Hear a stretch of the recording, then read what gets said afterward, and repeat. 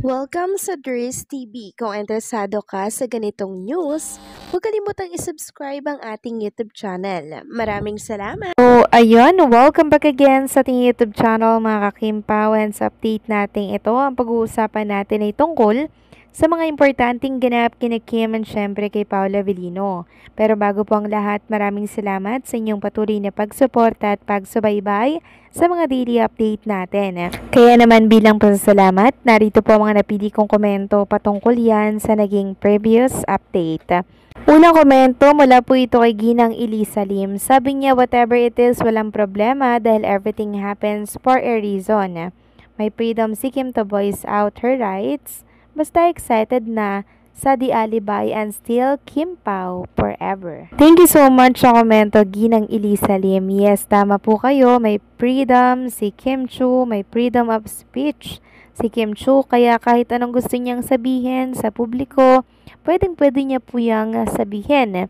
Yun nga lang, babatikusin po siya ng mga bashers at hindi po siya tatantanan nito. Kung bagay hindi po siya tatantanan ng mga bashers, kaliwat kanan na pambabatikos, pero at least, 'di ba, matapang niya po na nailabas yung kanyang salobin sa kanyang social media. Pero meron mga nagsasabi na edited daw yun, may nagsasabi na hindi daw si Kim Chu yung nag-post nun at social media manager ni Chinita Princess.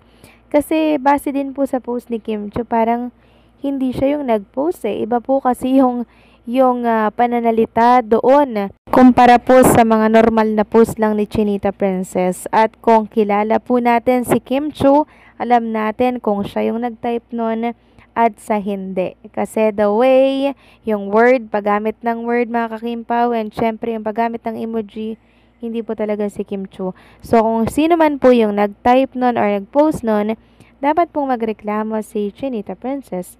Kasi yung social media niya ay ginagamit para, syempre, mabatikos po siya sa mundo ng social media. So, hopefully, mga kakimpaw, linawin po ito ni Kim. Samantalang, ang next comment naman, mula po kay Ginang Bibian. Sabi niya, bashers, ano naman kayo? Ayaw niyong tigilan ng idol namin. Kimers ako, sapol talaga, pero nang dumating si Pao, very maalaga kay Kim, love ko na rin sila. No more ibang team sila lang. Love always, super excited kaming million of fans, lalong dumarami kami. Worldwide na eh, stop bashers please. Puro kayo bash. Good citizens sila ever. Maraming salamat sa komento, Ginang Bibian, ano? So, hindi po talaga titigil ang mga bashers kay Kim Chu, ganun din kay Paula Avellino.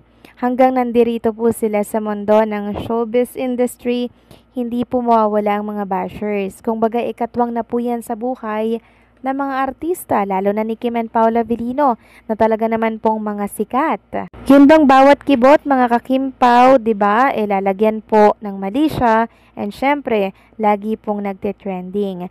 So, ganyan po pag superstar, no, talagang nakaantabay sila, nakabantay sila sa magagawang kilos ni Kim and Paula Avellino, lalo na po syempre sa kamalian nilang gagawin. Kasi for sure, nag-aabang lang yung mga bashers na yan ng kamalian para syempre ibaba at hatakin, paibaba si Chinita Princess, ganun din si Paula Avellino. Pero wag kayong magalala mga kakimpaw, dahil the more na binabash silang dalawa, mas marami naman pong blessings ang na-unlock ni Kim and Paolo Avellino. So maraming salamat po sa mga komento ninyo. God bless and mabuhay kayo.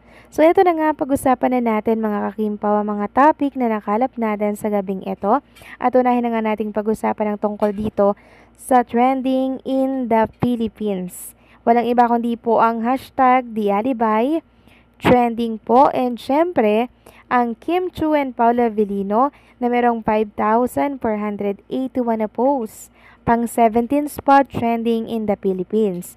So hindi pa man po pinapalabas itong The Alibay, maging ang teaser nito, pinag-uusapan na po sa mundo ng social media, and lagi pong nagtitrending dito sa mundo ng X. Ganyan po ka-excited ang mga Kim Pao fans na mapanood na itong series ni Kim and Paolo Avellino. Kailan ba talaga ilalabas yung teaser na yan? kasi matagal na pong inaantay ito ng mga Kim Pao fans. Samantalang isang fan naman po mga ka-Kim Pao na grade 7 student ang sobrang humahanga kay Kim and Paula Avellino and umaasa pong mapansin siya ni Kim and Paulo. Sabi niya, "Hi po, I'm your biggest fan since 2021 po.